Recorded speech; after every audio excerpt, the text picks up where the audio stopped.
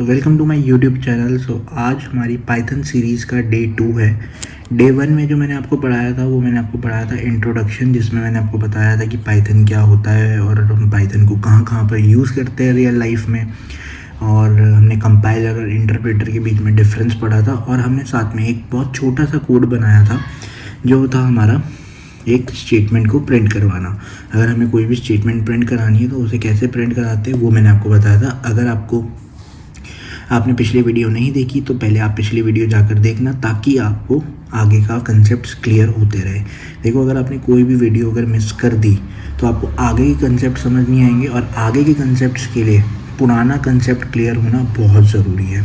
अभी तो हम आज की क्लास में भी हम थ्योरी ही पढ़ने वाले हैं। हम आज की क्लास में भी ज़्यादा प्रोग्रामिंग नहीं पढ़ेंगे, मतलब कोड हम इतना ज़्यादा नहीं बनाएंगे, बट अगली जो क्लास होगी उससे हम कोड बनाना भी स्टार्ट करेंगे। आज की क्लास थोड़ी सी और रहेगी थ्योरेटिकल क्लास, जिसमें मैं आपको थ्योरी के कंसेप्ट थोड़े क्लियर करूँगा पाइथन से रिलेटेड। जैसे कि आपको टॉपिक दिख रहा है, आज हम पढ़ने वाले हैं पाइथन टोकन्स की।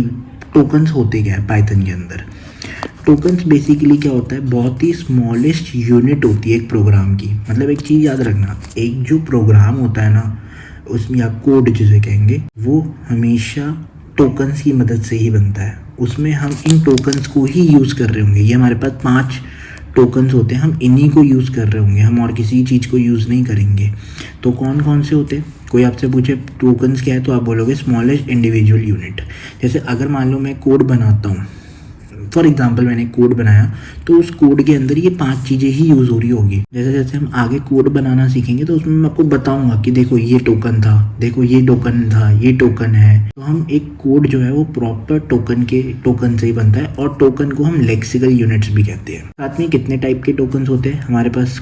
Keywords, identifiers, literals, operators, पंचुएटर्स।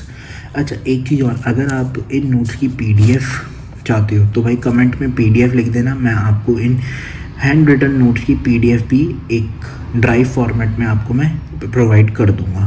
पर उसके लिए अगर इस वीडियो में कम से कम 20 कमेंट्स आ जाते हैं PDF के, तो मैं आपको हैंड रिटन नोट्स भी इसके प्रोवाइड कर दूंगा, जिसमें बहुत सारी एडिशनल इन्फॉर्मेशन भी होगी जो वीडियो में कवर अप करना पॉसिबल नहीं है।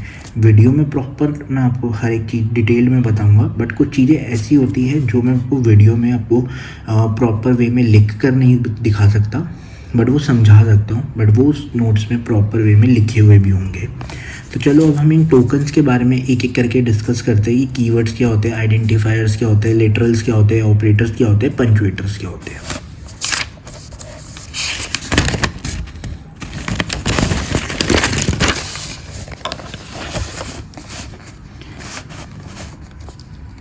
सबसे पहले अगर हम बात करें कीवर्ड्स की, तो कीवर्ड्स होते क्या है? जैसे कि हमने लास्ट क्लास में पढ़ा था, मैंने आपको बताया था कि कुछ हमारे पास बिल्ट इन फंक्शंस होते हैं। बिल्ट इन फंक्शन मतलब कुछ ऐसे फंक्शंस जिनकी मदद से हमारे पास बिल्ट इन फंक्शंस होते हैं जिनको हम डायरेक्ट यूज़ कर सकते हैं, है ना। ऐसे ही कुछ हमारे पास प्री डिफाइंड वर्ड्स होते हैं, या फिर बहुत सारी बुक्स में प्री रिजर्व्ड भी लिखा हुआ है, तो आप कुछ भी कह लो।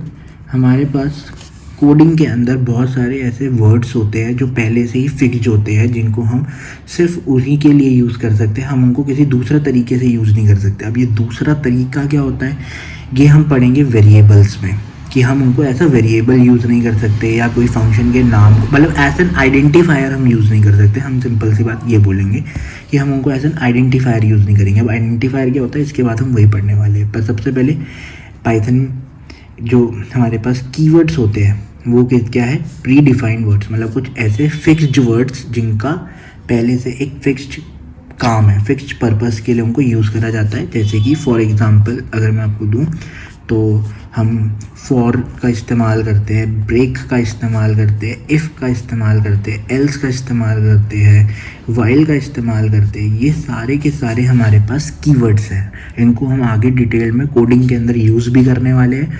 और टोटल अगर मैं आपको कीवर्ड्स बताऊं तो हमारे पास पाइथन के अंदर 35 कीवर्ड्स होते हैं।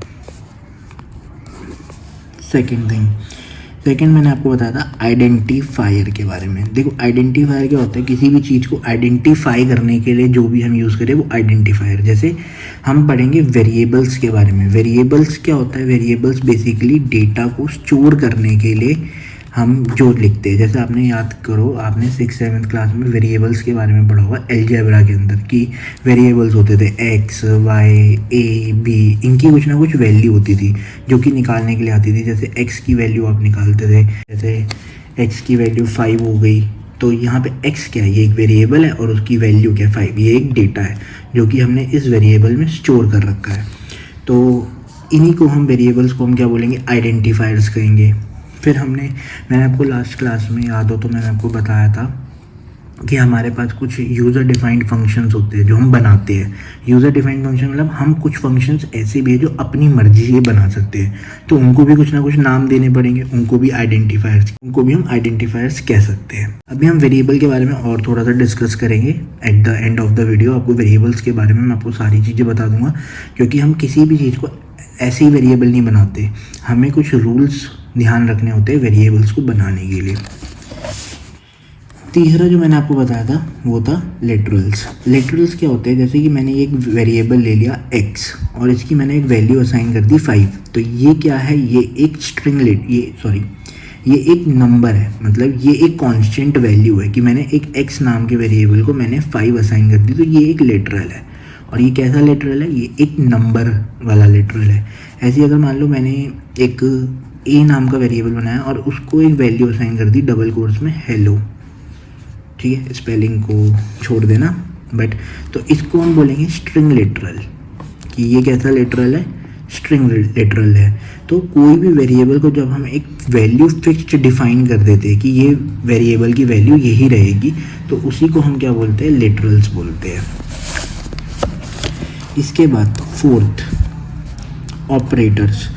ऑपरेटर्स के बारे में मैं अभी आपको इतना ज़्यादा डिटेल में नहीं बता सकता। ऑपरेटर्स जो होते हैं बहुत सारे होते हैं, जैसे कि अर्थमेटिक ऑपरेटर होते हैं, मेंबरशिप ऑपरेटर होते हैं, लॉजिकल ऑपरेटर होते हैं, असाइनमेंट ऑपरेटर होते हैं। बहुत सारे ऑपरेटर्स होते हैं जिनको हम यूज़ करेंगे और हम एक एक करके सारे ऑपरेटर्स को डिस्कस करने वाले हैं इन द फर्दर वीडियोज़। तो इसके बारे में हम आगे आने वाली वीडियोज़ में जानेंगे ऑपरेटर्स के बारे में।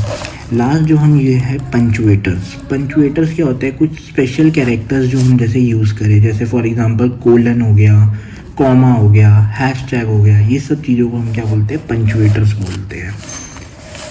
अब आई होप आपको सारे के सारे टोकन्स के बारे में क्लियर होगा। प्रॉपर नोट्स के लिए आप PDF को रेफ़र कर सकते हो, लेकिन PDF के लिए आपको पहले इस वीडियो में करने पड़ेंगे कमेंट। जैसे ही इस वीडियो में कमेंट हो जाएंगे वैसे ही मैं आपको डिस्क्रिप्शन में इसकी PDF जो है प्रोवाइड कर दूंगा। अब हम पढ़ते हैं वेरिएबल्स के बारे में कि वेरिएबल्स क्या होते हैं। जैसे मैंने आपको भी बताया कि वेरिएबल्स क्या होते हैं, जो कि यूज़ करे जाते हैं डेटा को स्टोर करने के लिए। अगर हमें कोई भी डेटा को स्टोर करना है तो हम किस में स्टोर करेंगे, वेरिएबल्स में स्टोर करेंगे। अब जैसे कि हमने एक a नाम का वेरिएबल बनाया और उसकी वैल्यू मैंने क्या रखी 10, एक b नाम का वेरिएबल बनाया उसकी वैल्यू क्या रखी हेलो। तो ये हमने, देखो एक चीज़ याद रखना, अभी हम पढ़ेंगे डेटा टाइप्स के बारे में कि डेटा टाइप्स क्या होते हैं, ठीक है। तो ये जो है ये हमारा एक इंटीजर डेटा टाइप है, इंटीजर को हम इंट से रेफ़र करते हैं। ये जो हमारा डेटा टाइप है ये हमारा स्ट्रिंग है। डबल कोट्स में हम कुछ भी लिखेंगे या सिंगल कोट्स में हम कुछ भी लिखेंगे वो स्ट्रिंग कहलाएगी। स्ट्रिंग क्या होता है, कलेक्शन ऑफ कैरेक्टर्स। ऐसे ये C एक नाम का वेरिएबल है, ये A B C वैल्यू, ये सब क्या है, ये वेरिएबल्स है। और ये क्या है, ये उनकी वैल्यूज़ है जो हमने इनको असाइन कर रखी है। C को मैंने क्या असाइन कर रखी है, राहुल 1 2 3, तो ये भी क्या है, ये भी एक स्ट्रिंग डेटा टाइप को बिलोंग करता है। मैंने एक वैल्यू नाम का वेरिएबल बनाया और उसको हमने 50.5 लिखा, तो ये एक कैसा है, ये एक फ्लोट है। इसका डेटा टाइप क्या है, फ्लोट। अब ये फ्लोट क्या होता है, फ्लोट डेसिमल वाले नंबर्स के लिए हम फ्लोट डेटा टाइप का इस्तेमाल करते हैं। अभी मैं आपको डेटा टाइप भी डिटेल में बता दूंगा कि डेटा टाइप क्या होते हैं। वेरिएबल्स है वो आपको समझ आ गया होगा। अगर आपको थोड़ी बहुत प्रोग्रामिंग लैंग्वेज की नॉलेज है, लाइक अगर आप इसके अलावा भी कोई प्रोग्रामिंग लैंग्वेज सीख चुके हो जो अगर आप कॉलेज स्टूडेंट हो, आई होप अगर कोई कॉलेज स्टूडेंट भी इस वीडियो को देख रहा है और उसको किसी दूसरी प्रोग्रामिंग लैंग्वेज की नॉलेज है तो उसको पता होगा हम C++ या जावा के अंदर हम वेरिएबल्स को ऐसे डिक्लेयर करते थे। पहले उसका डेटा टाइप लिखते थे, फिर वेरिएबल का नाम, फिर उसकी वैल्यू असाइन करते थे। ये हमें बाकी प्रोग्रामिंग लैंग्वेजेस में करना होता है, जैसे C++ या जावा की मैं बात करूँ। बट पाइथन के अंदर हमें ये करने की ज़रूरत नहीं है। हम पाइथन में डायरेक्ट एक वेरिएबल बनाएंगे और उसको एक वैल्यू असाइन कर देंगे। अब वेरिएबल्स हम किसी को भी ऐसी वेरिएबल नहीं बना सकते। हमारे पास वेरिएबल बनाने के कुछ रूल्स होते हैं, हमें उन रूल्स को फॉलो करना पड़ता है, अदरवाइज़ हमारे पास कुछ ना कुछ एरर आता रहेगा। जैसे कि सबसे पहला रूल क्या है, आपको पता दिख ही रहा है कि वेरिएबल कंटेन अल्फ़ाबेट, डिजिट और अंडरस्कोर। मतलब वेरिएबल के अंदर अल्फ़ाबेट आ सकता है, डिजिट आ सकता है और अंडरस्कोर आ सकता है। याद रखना, एक क्वेश्चन MCQ में पक्का आएगा ही आएगा इस कंसेप्ट के ऊपर, जिसमें वो आपको बहुत सारे 4 ऑप्शन दे देंगे और बोल देंगे चूज़ द करेक्ट आइडेंटिफायर और वेरिएबल्स। तो वहाँ पर याद रखना, वहाँ पर ये रूल्स बहुत काम आने वाले हैं। तो एक क्वेश्चन तो पक्का है MCQ में, वेरिएबल्स कंटेन अल्फ़ाबेट, डिजिट और अंडरस्कोर। वेरिएबल्स के अंदर अल्फ़ाबेट हो सकते हैं, डिजिट हो सकता है और अंडरस्कोर हो सकता है, लेकिन इसके अलावा कोई और स्पेशल कैरेक्टर नहीं हो सकता, जैसे @ हैशटैग, वो सब नहीं हो सकता। दूसरा, they do not start with digit. Variable कभी भी डिजिट से स्टार्ट नहीं होगा। अब ये दोनों रूल है क्या, जैसे अगर मान लो मैंने एक वेरिएबल बनाया, मैंने बनाया a = 10, तो ये एक वैलिड वेरिएबल है, एक वैलिड आइडेंटिफायर है। अगर मैंने बनाया a_b = 5, तो ये भी एक वैलिड वेरिएबल है। अगर मैंने बनाया _ab = 10, तो ये भी एक वैलिड वेरिएबल है, क्योंकि वेरिएबल के अंदर अल्फ़ाबेट भी आ सकता है और अंडरस्कोर भी आ सकता है।